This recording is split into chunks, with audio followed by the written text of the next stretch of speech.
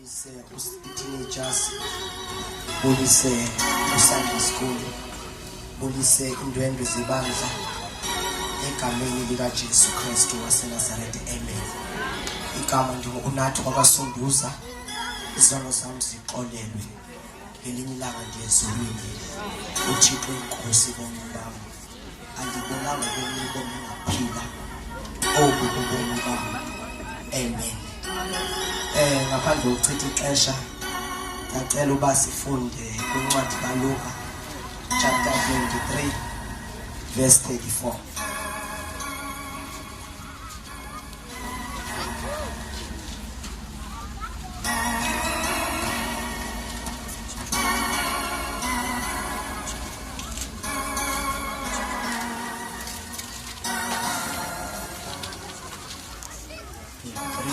Verse 34.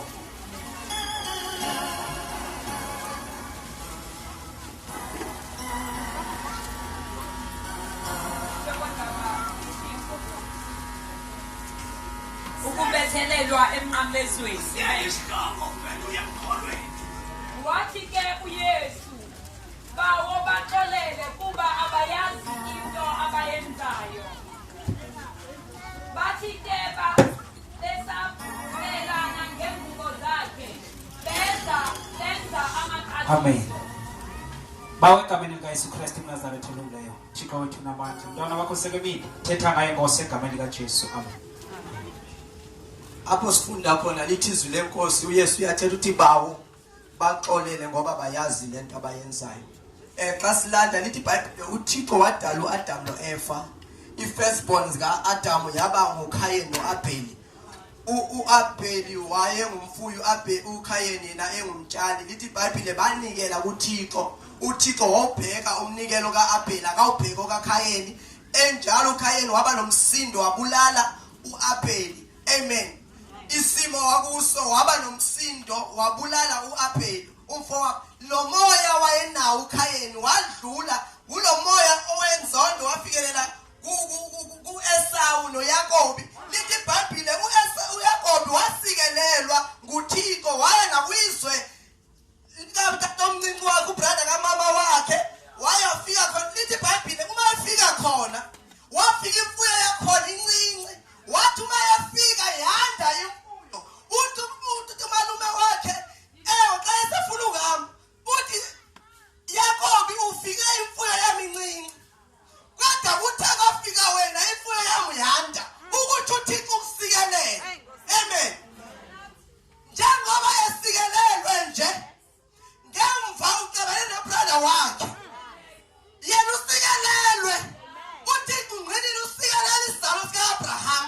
Yena ngomzukulwane ka-Abraham ungosikelelweyo kodwa emva ucabene. Hallelujah.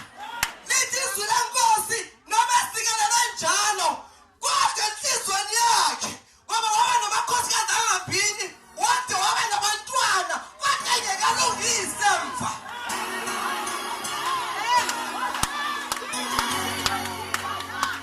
Njalo engalungisanga ubomi buyaqhubeka kodwa kukhona into angagcwali. Mamela, njalo ubomi buqhubeka amvushe indodo uyazala wade wazala uSirayeli waphelela. Kodwa indoda isekhona. Waphelela umhlambi wakhe, waphelela abantwana bakhe abayindlu kaSirayeli ngatomva inzondo. Hey Jesus.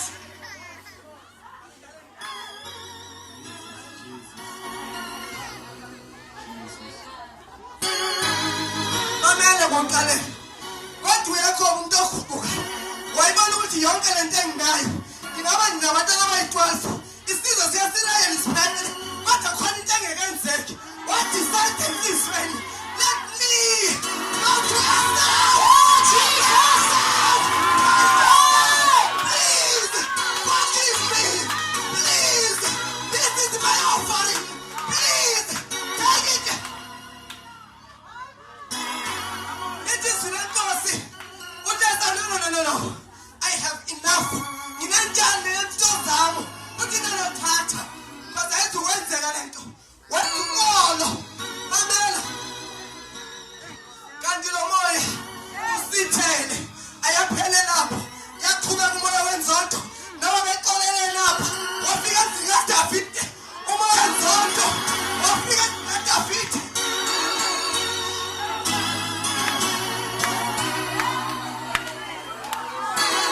siyakwazi ukwenza isithelisile ibingathi kulungile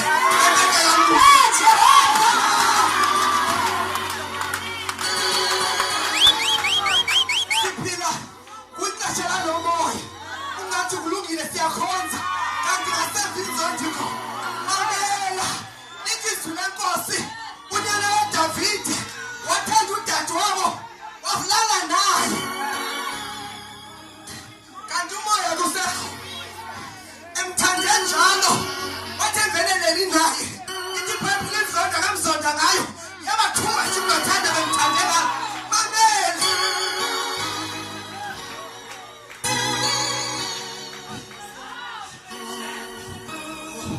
wamzonda u-Andoni sacipha iphelele ku-Andoni obeza bayikumkani wathatha over ngoba inzondo ibayibhengeka iba yi-revenge uba benza ukusondile na ufuna ukuzonda mamela wathatha inqaba likaThamara wathathela kuye lithi iBhayibhile for 2 years ubrother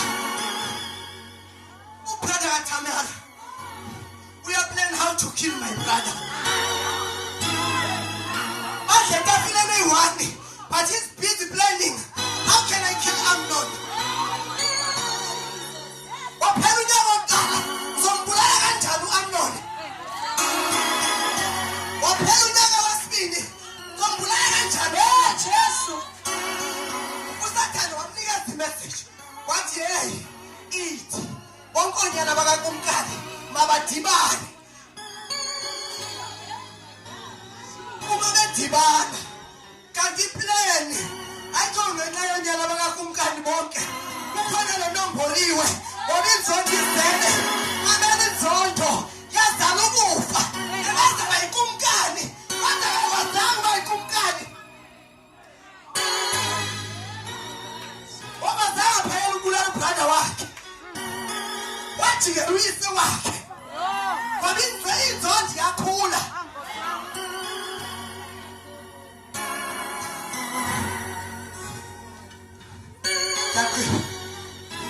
ngiyambona uyese usemnqamlezweni